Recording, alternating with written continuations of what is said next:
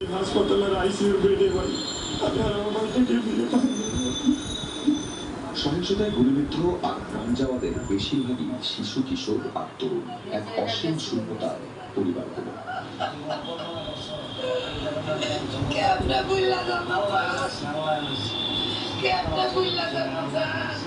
আখলাকুস সাফা, Jamuna news, Dhaka.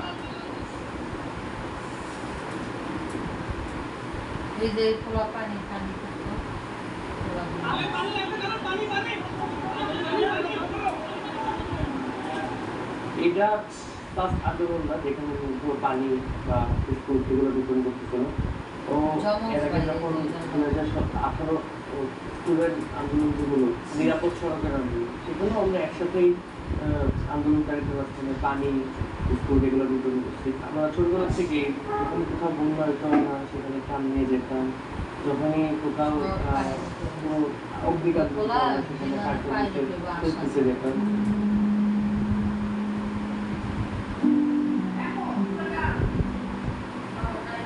আমরা আমাদের বন্ডিংটা খুব ভালো। আমরা তিন ভাই একসাথে রাত্রেবেলা একসাথেই কাজ করি, একসাথে আমরা আড্ডা দিই, একসাথে ঘুরতে যাই বাইক নিয়ে। আমরা তিন ভাই, আমার ওয়াইফ সহ আমরা একসাথে ঘুরতে যাই। আমার সাথে তারপরে তো কিছুটা আসলে বড় ভাই ছোট ভাই একটা ইয়া থাকে, ঠিক বলতে তো আসলে ওর ভাই বন্ধু সার্কেল সব এক, ওদের দুজনের জন্মের থেকে টোটালি ফুল অ্যাটাচমেন্ট ওদের। ওরা একসাথেই থাকে, একসাথে ঘুমায়, একসাথেই কাজ করে। এই যে এখানে যে কাজ করে ওরা একজন খেলান দিলে আরেকজন কাজের উপরে পড়ে।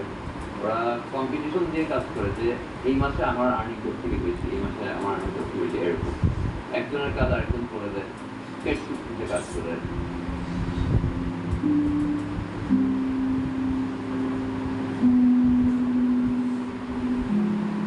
বাবা অলরেডি একবার জিজ্ঞেস করছে ওকে আছে কি নাকি না। আমি জবাব দিতে পারিনি, আমি সরে আসছি তখন না শোনার ভান করে। তখন আম্মু বলতেছে আমার এই ছেলেটা মানে মুগ্ধ ইউজেল করতো, ও আমাদের মধ্যে নামাজ নিয়মিত নামাজ পড়ার চেষ্টা করতো। আম্মু বলতেছে যে আমার এই নামাজের ছেলেটা, হ্যাঁ ওরকে আল্লাহ আমার থেকে নিয়ে যাবে, এটা আল্লাহ করবে না, আল্লাহ এত এত এত এতটা নির্দয় হবে না আমার সাথে। নিজেকে নিজে সান্ত্বনা দিতে অনেক কিছু আছে, হয়তো অনেক সময় বুঝতে পারলেও বুঝতে চাই না এই টাইপের একটা অবস্থা আর কি। মুগ্ধ ইন্ডিকাল করছে আমার বাবা মা, তখন ফার্স্ট জানতে আমার মা 7 বছর সেন্সাস হয়ে গেছে এবং উনি ওই দিন 9বার সেন্সাস হয়ে গেছে।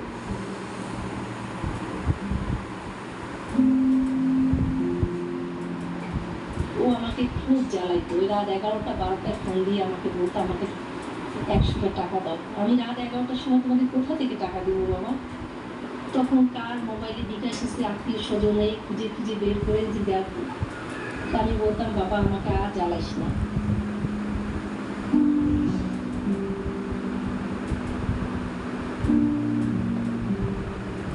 পোশাক আশাকগুলো খুব সাধারণ, ওই স্পন্স করে ঘুরে বেড়াতো। ওকে ভালো জুতা কিনে দিলে ও হারাইতো, ওরই পায়ে জুতা হারাতো। এবার যাওয়ার সময় একজোড়া জুতা কিনেছে। আমি বলছি বাবা জুতাটা হারাইস না, আমার ছেলে জুতা এবার হারায়নি। ওকে নিয়ে এত টানা হেঁচড়া, এত এত জায়গায় পুলিশ ওকে নিয়ে ঘুরতে, ওই জুতা দুইটা অক্ষত ছিল। জুতা দুইটা যখন ওর বন্ধু বান্ধবরা আনলো, তখন ভাবলাম ছেলে আমাদের জুতাটা ফেরত দিয়ে গেল বাবা। জুতার জন্য অনেক কথা শুনছে ও। আমি মা, যাদের সন্তান মারা গেছে তাদের সকলের সঙ্গে যোগাযোগ করে অবশ্যই আমিও তার বিচারের জন্য আমিও মাঠে নামব। আমি এর বিচার চাই। বিচার তো এই সরকার করতে পারবে না। সরকারকে কিভাবে বিচার করার জন্য বাধ্য করা লাগে, নিশ্চয়ই একটা মা হিসেবে আমি পাই যাব।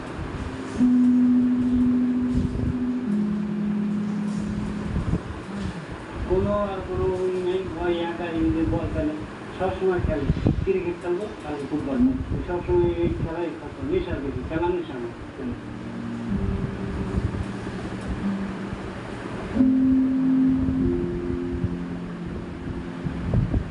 আমার ছেলে যে বাইরে গেছে, আমি ওর দিকে আবার আমার ছেলের একটু বাসায় ঘুমান। আমি আবার 4টা বাজে আমি নেমে গেছি গাড়ি করে, গোয়াল বাড়ির মধ্যে আসতে সব করতে পারে। আমি ঘুরে যাবো, অনাবিল হাসপাতাল আছে না, কাজটা এই কাজ যখন আমি হাসপাতালে সামনে দিয়ে খাটাচ্ছিলাম পরে ওর ছেলে দিলে ডাকতেছে ডাক্তার ভাই আপনি গাড়িতে ঘুরে দিয়েছেন গাড়ি ঘুরিয়েছেন একটা রুগী আছে তারপর তারা নিয়ে ঢাকা মেডিকেল ঢুকেছে তারাও বলতে পারে না আমার ছেলে আর আমিও বলতে পারি না আমার ছেলে আমি নিয়ে দেখি সামনে এসে দেখি আমার ছেলে গেলাস থেকে দেখি আমার ছেলে এরকম কাছে পড়ে আছে পড়বে সবাই আছে ক্লাস শেষ হয়ে গেছে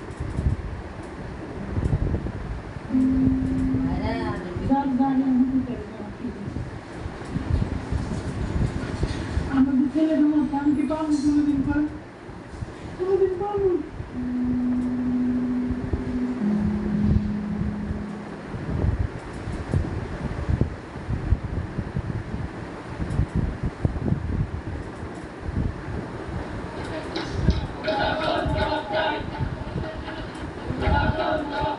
কোটা আন্দোলনের 6 জন সমন্বয়ককে তুলে নেওয়ার পর আটকে রেখেছে ঢাকা মহানগর গোয়েন্দা পুলিশ। তাদের কাউকে নেওয়া হয়েছে হাসপাতাল থেকে চিকিৎসারত অবস্থায়, কাউকে বাসার গেট ভেঙে তুলে আনা হয় ডিবি কার্যালয়। আটকের পর ঢাকা মহানগর গোয়েন্দা পুলিশের পক্ষ থেকে বলা হয়েছে তাদের নিরাপত্তার স্বার্থে নেওয়া হয়েছে নিরাপত্তা হেফাজত। প্রশ্ন হচ্ছে, কাউকে নিরাপত্তা হেফাজতে কতক্ষণ আটকে রাখা যায়? বৈষম্য বিরোধী ছাত্র আন্দোলনের অন্যতম সমন্বয়ক নাহিদ ইসলাম, আসিফ মাহমুদ এবং আবু বাকের মজুমদারকে গত শুক্রবার বিকেলে ঢাকার গণস্বাস্থ্য নগর হাসপাতাল থেকে নিয়ে যায় ঢাকার গোয়েন্দা পুলিশ বা ডিবি। শনিবার রাতে আটক করা হয় আরও 2 জন সমন্বয়ক, হাসনাত আব্দুল্লাহ এবং সার্জিস আলম। রোববার ভোরে আটক করা হয় আরেক সমন্বয়ক নুসরাত তাবাসসুম। মিরপুরের একটি বাসার গেট ভেঙে ধরে নিয়ে যাওয়া হয় বলে পরিবারের পক্ষ থেকে অভিযোগ করা হয়। গত শুক্রবার থেকে সবাই রয়েছেন গোয়েন্দা হেফাজতে।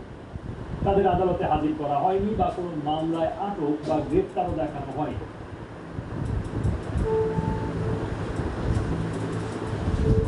বৈষম্য বিরোধী ছাত্র আন্দোলনের সমন্বয়কদের নিরাপত্তার স্বার্থে পুলিশ হেফাজতে রাখা হয়েছে বলে দাবি করেছেন ডিবি কর্মকর্তা হারুনুর রশিদ। তবে আইনজীবী ও আইন বিশেষজ্ঞরা বলছেন, হেফাজতের নামে কাউকে নিয়ে যাওয়ারই কোনো আইন নেই। যদি সন্দেহবশত কাউকে গ্রেফতার করতে হয় তাহলেও তাকে 24 ঘন্টার বেশি পুলিশ হেফাজতে রাখার সুযোগ নেই। আইনজীবী জ্যোতির্ময় বড়ুয়া বিবিসি বাংলাকে বলেছেন, সংবিধান ও ফৌজদারি কার্যবিধিকে পরিষ্কার করা হয়েছে 24 ঘন্টার মধ্যেই আদালতে প্রডিউস করতে হবে, কিন্তু কোটা আন্দোলনের সমন্বয়কদের আদালতে তোলা হয়। আইন বিশেষজ্ঞরা বলছেন, নিরাপত্তা হেফাজত বলতে আইনে কিছু নেই, হয় তাদের গ্রেফতার দেখাতে হবে, না হয় তাদের ছেড়ে দিতে হবে। যদি নির্দিষ্ট মামলায় কাউকে গ্রেফতার করা হয় তাহলে তাকে নির্দিষ্ট সময়ের মধ্যে হাজির করতে হবে আদালত। সংবিধানের 3য় ভাগের মৌলিক অধিকার অধ্যায়ের 33-1 অনুচ্ছেদে বলা হয়েছে, গ্রেফতারকৃত কোনো ব্যক্তিকে যথাসম্ভব গ্রেফতারের কারণ জ্ঞাপন না করে পুনরায় আটক রাখা যাবে না এবং উক্ত ব্যক্তিকে তার মনোনীত আইনজীবীর সঙ্গে পরামর্শ ও তার আত্মপক্ষ সমর্থনের অধিকার হতে বঞ্চিত করা যাবে না। ঢাকা বিশ্ববিদ্যালয়ের আইন বিভাগের অধ্যাপক আসিফ নজরুল বিবিসি বাংলাকে বলেন, নিরাপত্তা হেফাজত একমাত্র আদালতের আদেশে হতে পারে। এখানে কোনো আদালতের আদেশ ছিল না। আটক বা গ্রেফতার করেন বা নিরাপত্তা হেফাজতে নেন, আপনাকে 24 ঘন্টার মধ্যে আদালতে হাজির করার বাধ্যবাধকতা আছে। আমাদের সংবিধানের অনুচ্ছেদ 33-2 ধারায় এটা বলা আছে। এভাবে আটকে রাখা সংবিধান লঙ্ঘন, বলছিলেন মিস্টার নজরুল। আইনজীবী জ্যোতির্ময় বড়ুয়া বিবিসি বাংলাকে বলেন, যদি সন্দেহবশত কাউকে গ্রেফতার করতে হয় তাহলেও তাকে 24 ঘন্টার বেশি পুলিশ হেফাজতে রাখার সুযোগ নেই। কাউকে নিরাপত্তার জন্য আটকে রাখার হাস্যকর যুক্তি ইতোপূর্বে কখনো শুনি।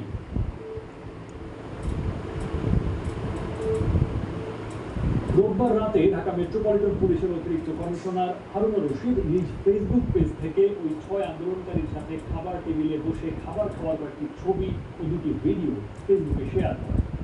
এই ছবি প্রকাশ করে তিনি তার ফেসবুক পেজে লেখেন, কোটা সংস্কার আন্দোলনের প্ল্যাটফর্ম বৈষম্য বিরোধী ছাত্র আন্দোলনের সমন্বয়করা নিরাপত্তাহীনতায় ভুগছে, তাই ওদের ডিবি কার্যালয়ে এনে তাদের সাথে কথা বললাম। এর আগে গত বছর জাতীয় সংসদ নির্বাচনের আগে সরকার বিরোধী আন্দোলনের সময় ঢাকার রাস্তায় আহত অবস্থায় বিএনপি নেতা দয়শ্বর চন্দ্র রায়কে গোয়েন্দা হেফাজতে আনা হয়েছিল। তখনও খাবার টেবিলের ছবি তুলে একইভাবে প্রকাশ করা হয়েছিল ফেসবুকে। এছাড়াও বিভিন্ন সময়ে ডিবি কার্যালয়ে গোয়েন্দা কর্মকর্তার সঙ্গে অনেকের খাবার ছবি প্রকাশ পেয়েছে গত কয়েক মাস। কোটা আন্দোলনের সমন্বয়কদের হেফাজতে রেখে খাবার টেবিলের ছবির বিষয়টি রোববার রাতে ছড়িয়ে পড়ার পর এ নিয়ে নানা সমালোচনা তৈরি হয়। অধ্যাপক নজরুল বিবিসি বাংলাকে বলেন, এই জিনিসটা আমরা সামরিক শাসন আমলে দেখেছি, 1/11-এর সময় ওটা দেখা গেছে। তাদের সম্মতি ছাড়া ছবি তুলে ফেসবুকে দেওয়ার বিষয়টি সম্পূর্ণ প্রাইভেসি লঙ্ঘন বলেই আমার কাছে মনে হয়। ডিবি হেফাজতে নেওয়া সমন্বয়কারীদের ছেড়ে দেয়া ও শিক্ষার্থীদের গুলি না করার নির্দেশনা চেয়ে সোমবার দুপুরে হাইকোর্টে রিট আবেদন করেন 2 জন আইনজীবী। শুনানিতে বিচারপতি মুস্তফা জামান ইসলাম ও বিচারপতি এস.এম. মাসুদ হোসেন তরুণের হাইকোর্ট বেঞ্চ সমন্বয়কদের খাইয়ে সেই ছবি প্রকাশ করাকে জাতির সঙ্গে মশকরা বলে মন্তব্য করেছে।